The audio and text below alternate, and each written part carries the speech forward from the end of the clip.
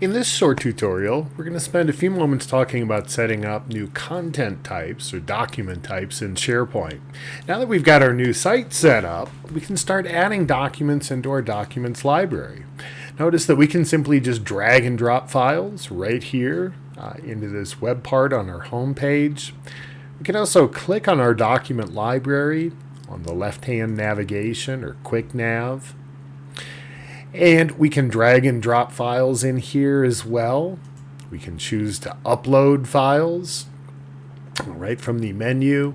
And we can create new files of any different file type, Word, Excel, PowerPoint, etc.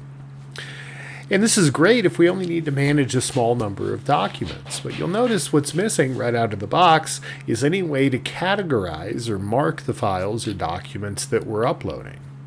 For example, what if we have a bunch of documents to upload, and some of them are accounting documents, some of them are finance documents, some of them are sales documents, and we want a quick and easy way to be able to categorize or mark each one.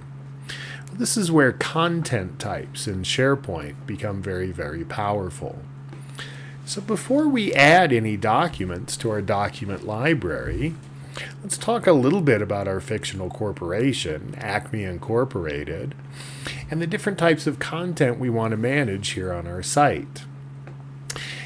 Now, the different document or content types we'll be working with are accounting documents, finance documents, human resource documents, marketing documents, management documents, sales documents, and finally technology documents.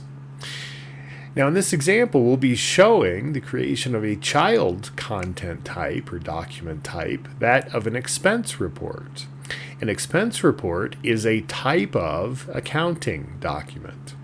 So you'll see that we'll first go in and define a content type for our accounting document, and then we'll create a sub-content type or child content type called expense report.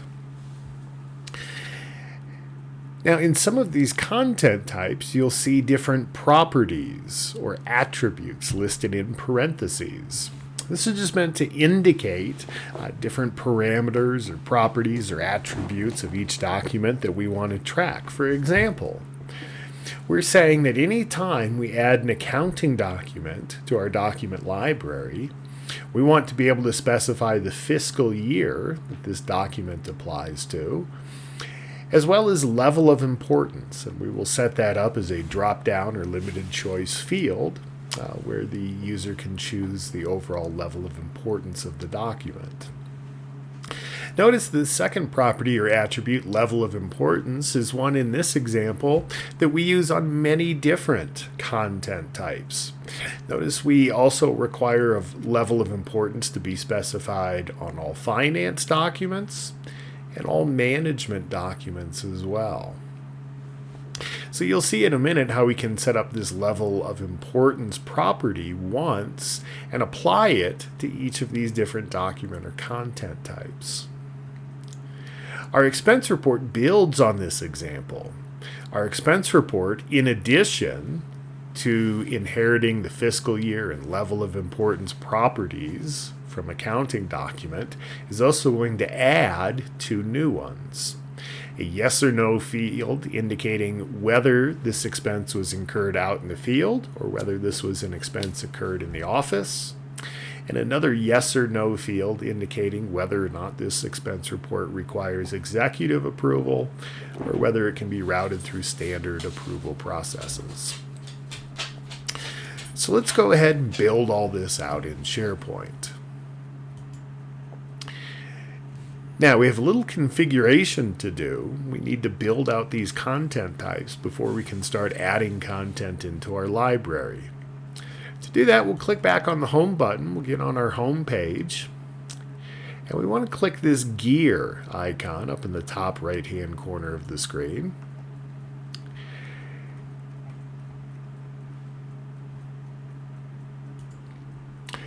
And from this flyout menu, I can select the Site Contents option.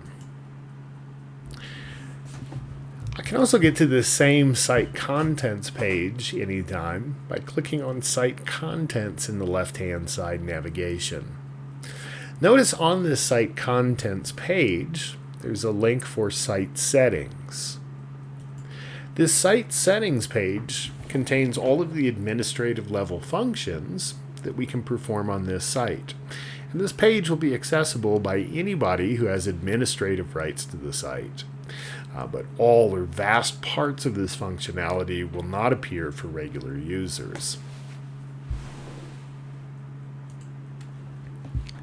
In this example, we're going to be working with two different options here from our Site Settings page: Site Columns and Site Content Types, both located under the Web Designer galleries. Site Content Types is how we set up or define a new document type. You can think of content type and document type as being synonymous at this point.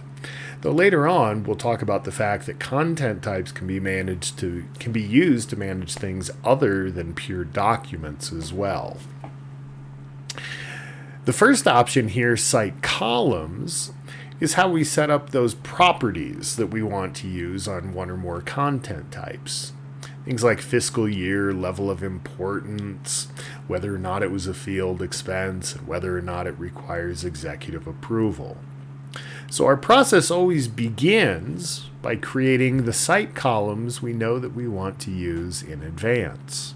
Let's go ahead and do that now. You'll see out of the box there are quite a few site columns that SharePoint creates and manages for us. Things like phone number, birth date, manager's name, mobile phone number, etc. So if we're using any of these generic properties, there's a good chance it already exists for us and we don't need to go create an additional site column. In this example, the site columns we want to work with do not exist, so we're going to create them from scratch.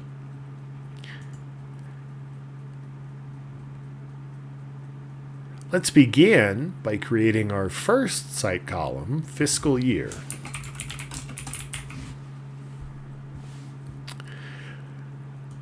We're going to set up this column as a single line of text. But you can see we have many different options here. Next, I'm asked, what group do I want to put this site column in?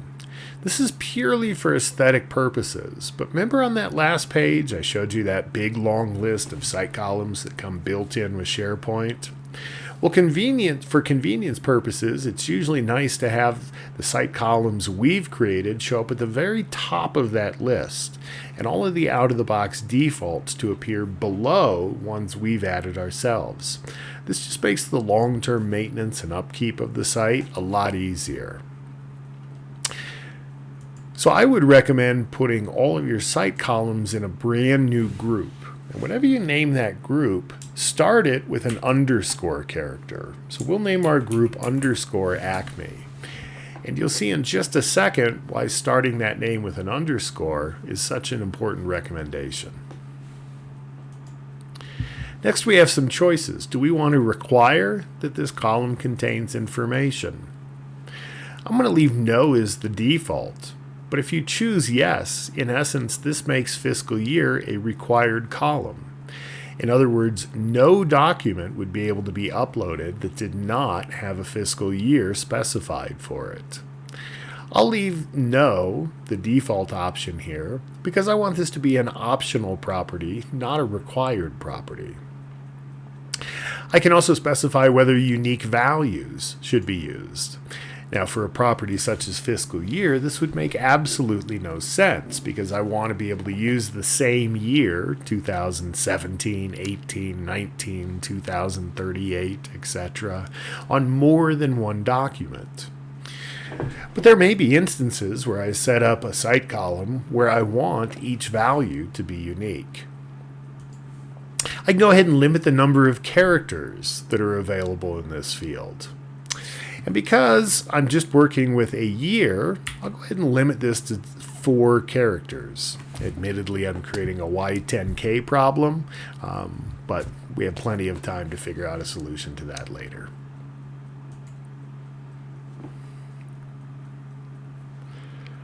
And now you see our very first custom site column showing up under our new group. You'll also see why I recommended using the underscore, because no matter what I called this, it's always going to show up at the top of the list. That underscore will always be sorted alphabetically above any of SharePoint's default names. So now let's continue with our level of importance field.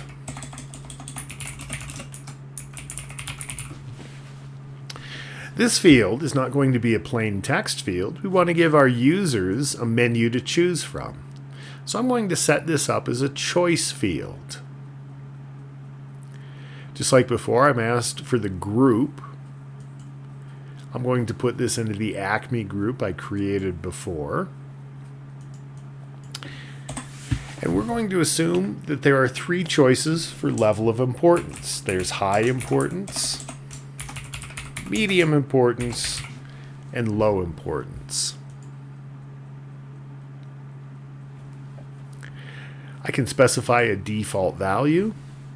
Here's a little trick. What if I don't want any of these values to be default? What if I want the default to be blank and my user to have to pick from one of these 3? Well, that's very easy. I can just simply erase the default value and leave it blank.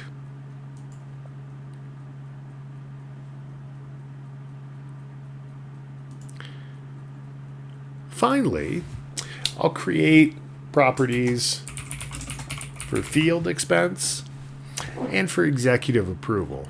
Both of these are going to be yes/no fields.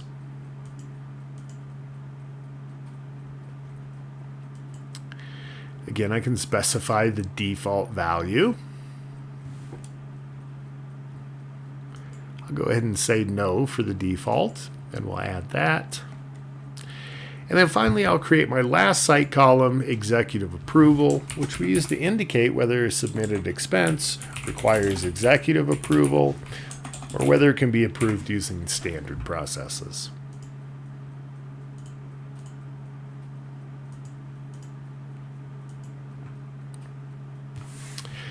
Now, you'll see under Acme, I've got my 4 site columns created and defined: executive approval, field expense, fiscal year, and level of importance. If you're new to SharePoint, you may be wondering, why do we do it this way? Why don't we go create the document type first, and then after the document types are created, go and attach the various site columns to them? Well, that can be answered by looking at level of importance. Remember, this field, level of importance, gets used on 3 different content types: our accounting documents, our finance documents, and our management documents. Taking the approach of creating the site column first allows us to create this field once and then attach it to each of the 3 content types that consume it later on. All right, now that our site columns are created, let's go back to our site settings, and it's time to set up a content type.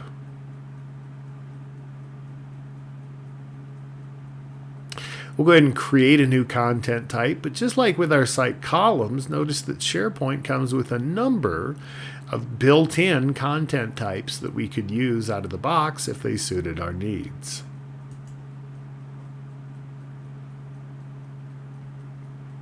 All right, the first content type we'll go ahead and set up will be our accounting document. Now, every time we set up a content type, we are asked, what is the parent content type, or what content type does this one inherit from? Because we're just starting out, in other words, there is really no other company content type that an accounting document inherits from, we'll just choose document content type and document as the base. Later on, when we go to create our expense report, I'll show you how an expense report will inherit or be a child of this accounting document. And just like before, we can put all these content types in a group. So just like with my site columns, I'll create a group for Acme, prefaced by an underscore, to keep all my content types right at the top of the list.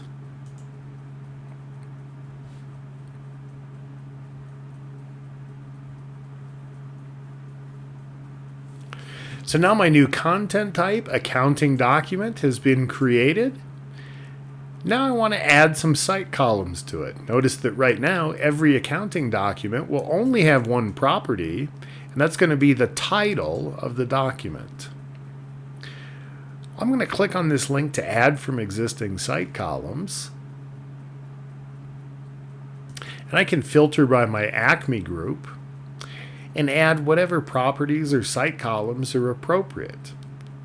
In this case, we know that every accounting document is going to have a fiscal year, and it's also going to have a level of importance.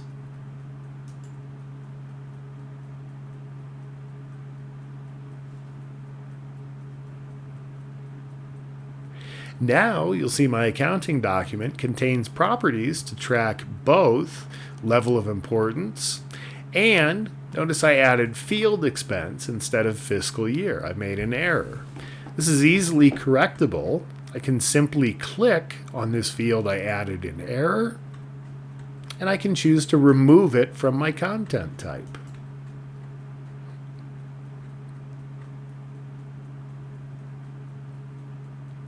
Then I can go back and add the correct field.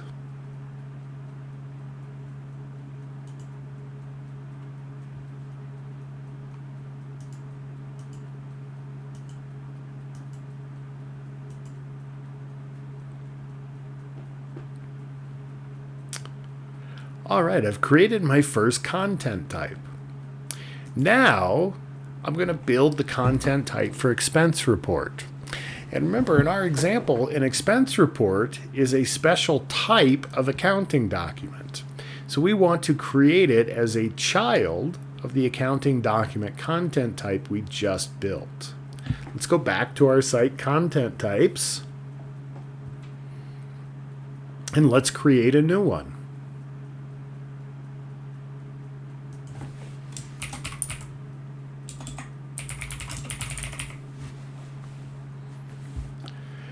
This time, when I go to choose the parent content type, I'm going to make sure that I'm inheriting from the accounting document.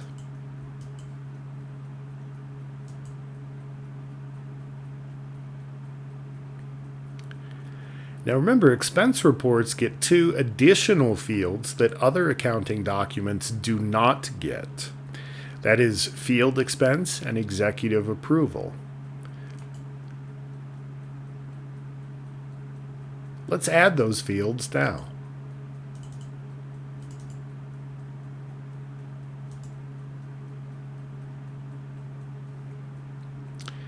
Notice now that my expense report contains the same fields as my accounting document, both fiscal year and level of importance, but also gets 2 new and unique fields, executive approval and field expense.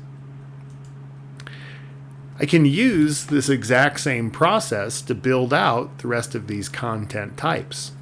Since you've seen the process a couple times already, I'll go ahead and build them out and then come back and show you how you can add them to various libraries around your site.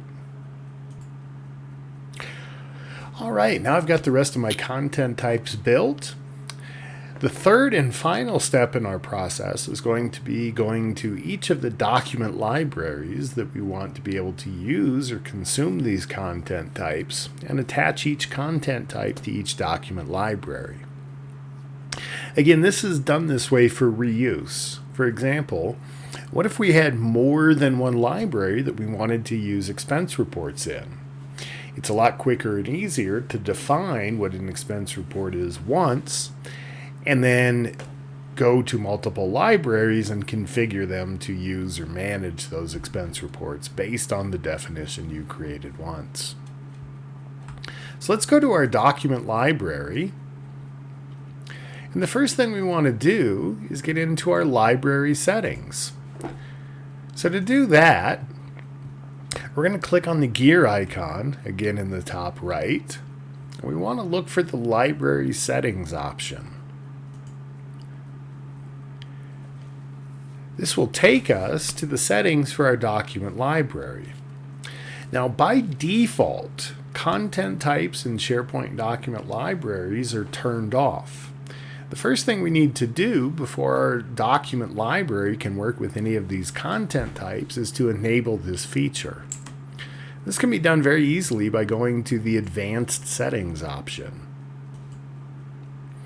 Under Advanced Settings, the very first question or option that will appear is Allow Management of Content Types. Notice the default is no. We want to change this to yes. Let's say OK. Notice when we do that, a new section appears here in our library settings page for content types. By default, plain documents are already configured to be usable in our library. Let's go ahead and add the content types we just created. I can select my Acme group, and you'll see all of the various content types I've set up. Now, to keep this example simple, I'm just going to add my accounting document and my expense reports. We might manage the rest of these document types in different libraries, or we may choose to come back and add them to this library a little later.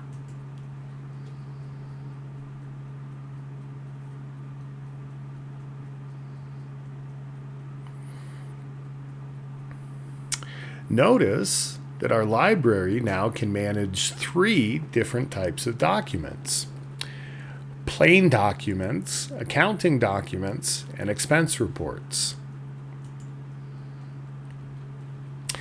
Let's add some files to our library and categorize them using each of these document types. To upload my documents, I'll use the Upload Files option. Browse to where my documents are, and I'll upload 2 sample documents, an accounting document and an expense report.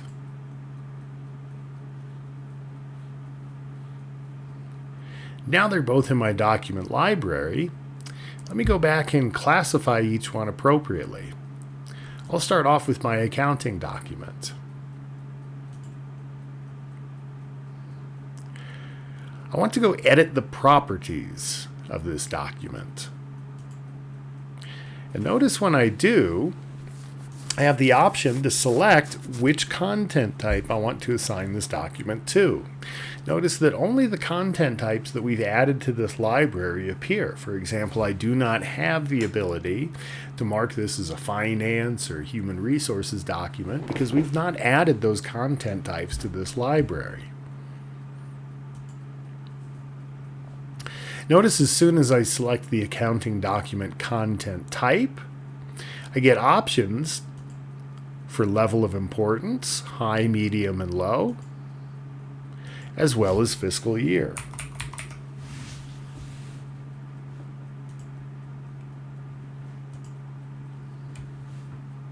I can do the exact same thing with my expense report as well.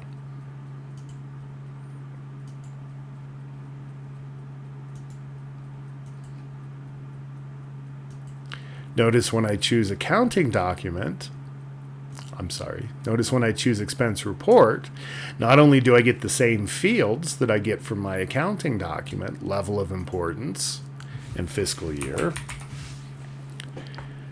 I also get the 2 fields that I added exclusively to expense reports, executive approval and field expense.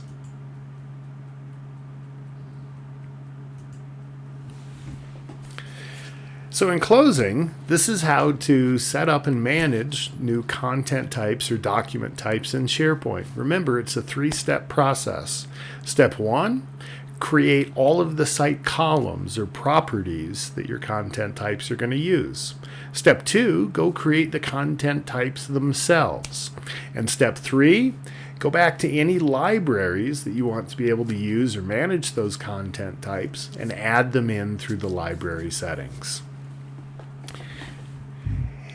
In future videos, we'll be talking about other features of SharePoint document libraries, such as versioning, check-in, check-out, and foldering options.